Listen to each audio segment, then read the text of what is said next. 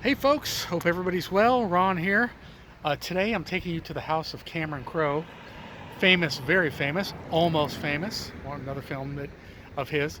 Uh, Writer, director, contributor to Rolling Stone, where he really got his start. And I'm going to show you the house here in a moment. But what's really interesting is I have to tell you that I was kind of on the fence about doing this vlog today. By the way, really bad hair day, so that's why the hat is on. Even though I washed it and styled it so nicely last night. Anyway, so I was on the fence about doing this vlog today, but then I was watching someone else's vlog, someone else's channel, just before I came up here. And at the end of the vlog, bearing no, sorry, that Tesla's eyeing me kind of funny. Now they're turning around. Bearing nothing to do with the subject, he started talking about Ann and Nancy Wilson, the two sisters that comprise the rock group Heart. And I thought, well, isn't that interesting? Because I'm thinking of going and doing Cameron Crowe's house today, who was married to 25 years. Were married for 25 years to Nancy Wilson from Heart. Okay, the vlog ended. Then what happens? Then there's a commercial. And the commercial is playing the song Crazy on You, a Heart song. Okay, that's two in a row. Told me I should do this. So I think I was supposed to do it.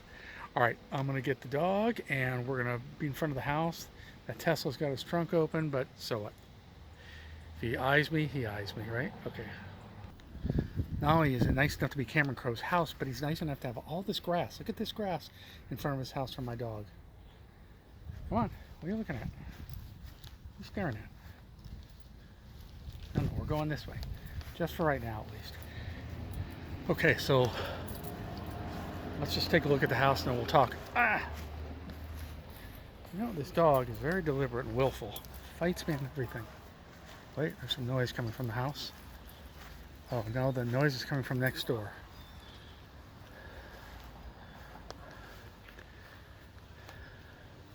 But here's the house. Let's see how close we can get. Little gate up there. You know, it's very odd because this happens a lot that there can be nowhere, no people. Here's the house. There can be no people for like miles and miles, and then right when I start to film, there are people. Which way do you want to go? Want to bring me back to Sunset Boulevard? I think we should go this way. All right. Okay, let's talk about Cameron Crowe. So, and there's the house behind me, by the way. The one with the arched gate. That one. So Cameron Crowe, I don't want to walk right up to the gate. Cameron Crowe is a really interesting story in that, and I'll come back to the house before we're done, in that he was born in Palm Springs, ironically, where I grew up, but some 7 or 8 years before I was born.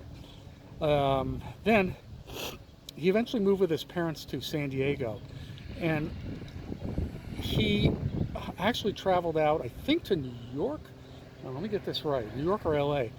He started writing, but he got in touch with Ben Fong Torres of Rolling Stone magazine and actually started writing for Rolling Stone at the tender age of 15.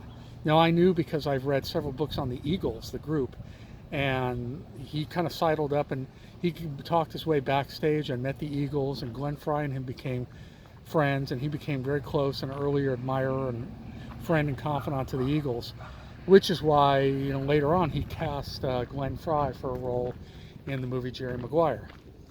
Also, when he was 22, he decided he was going to write a book on high school life. Actually, I had this idea after I graduated my high school. I thought of doing something about my drama department and all the ups and downs in drama, theater, quote unquote. But High School Musical beat me to it because I didn't follow through on it. Anyway, even though I never saw High School Musical, I assume it's the same concept. Now, we don't want to go out to Sunset Boulevard. The dog's dragging me out to Sunset Boulevard. So, when Cameron Crowe was 22, he moved back to his parents' house. Like I said, ostensibly he was going to write a book about high school, and he infiltrated a high school in San Diego where his parents were, I guess, still living. And I think he was there. He kind of sort of relived the senior year that he never had for himself. And that book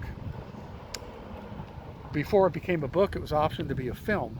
But the filmmakers didn't put that much credence into it. It was just weird. Why would they greenlight a film and then not believe in it and not do enough marketing and advertising, so on and so forth? But that's what happened. Woman director, I believe her name is Amy Heckerling, and the film became a little ditty called Fast Times at Ridgemont High, which launched the career of a lot of actors and actresses. I actually saw it a year after I got out of high school. I mean, a year after the film came out. And for people of my generation, actually he was 22 playing in high school, but for those of us who were 16, 17, 18, 19 at the time Fast Times came out, you know, early 80s, it was a great film because, you know, the mall, surfing, even though I lived in the desert, but the mall, surfing, dating, concerts, believe it or not, it was a lot more innocent time than it is now. A lot more innocent time. But that's another story. We can't go back to that. I mean, school shootings, unheard of. Cops in school, we didn't have any cops. Drugs were there, but gangs, depending on where you were, what city you were in. It was much more innocent times, but there I go reminiscing again. But anyway, so Fast Times comes out, and that really launched Cameron Crowe's film career. And he did, like I said, I mean, there's so many films after that, singles, and I talked about Jerry Maguire and Vanilla Sky, and this is just off the top of my head. And you know, became a big player in the film industry, and still consults for Rolling Stone, or at least did over the years. Now, 1986, come on, let's go back this way. 1986, this dog wants to take me out onto Sunset Boulevard. Here we go, Sunset Boulevard, which was another great film, but it was decades before we were born. Anyway, 1950. Anyway, Sunset Boulevard. So in 1986, talking about the Wilsons, Cameron Crowe married Nancy Wilson, the blonde and then later redheaded sister of the rock group Heart. Very talented sisters, guitar players, songwriters, singers. And that I actually thought they were still together. I just learned actually today in my research that they were married for about 25 years and then they split up with the old irreconcilable differences, which means we don't want to say what the problem was. But in California, no fault divorce, that's all you have to say, and that's it. Okay, let's go by the house again. We'll try to get another look. And so Cameron Crowe, real talented guy. I'm sure everybody who follows my channel is very hip with it and intelligent and knows who people are, and I know you know who Cameron Crowe is. And it's interesting though. Wow, here's a street called Ravioli Street. Ravoli. Anyway, what's interesting is that so many people. Oh, I know what I was going to say. Well, this section of Pacific Palisades / Brentwood is very. I've already done in other parts of this area. I've done probably 10 vlogs of other celebrities. It's very high density, celebrity rich, either former homes of celebrities or current homes of celebrities. But we're gonna let this couple with a stroller go. We said get out of here, and then I can do the house, right? But this is right off Sunset Boulevard. I mean, you can hear the traffic on Sunset. So I know not everybody's as sensitive to noise as I am, but I am.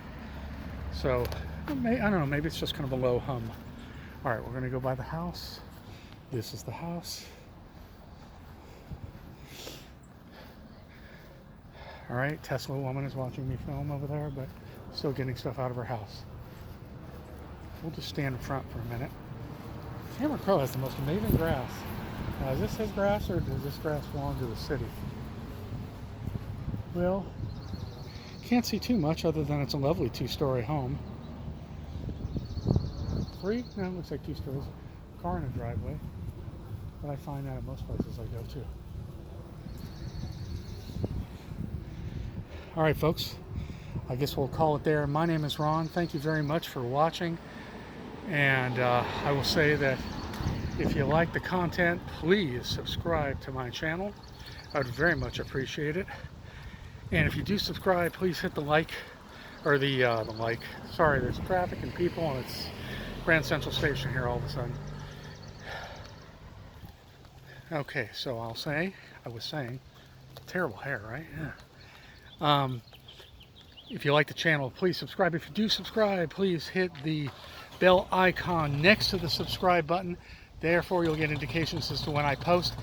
And more importantly, please give the channel likes, because that's what really drives the channel.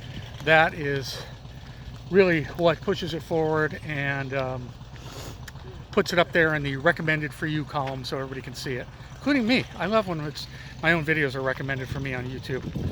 Okay, folks, great talking to everybody. I enjoyed myself. I hope you enjoyed it too. We'll see you at the next location. Bye.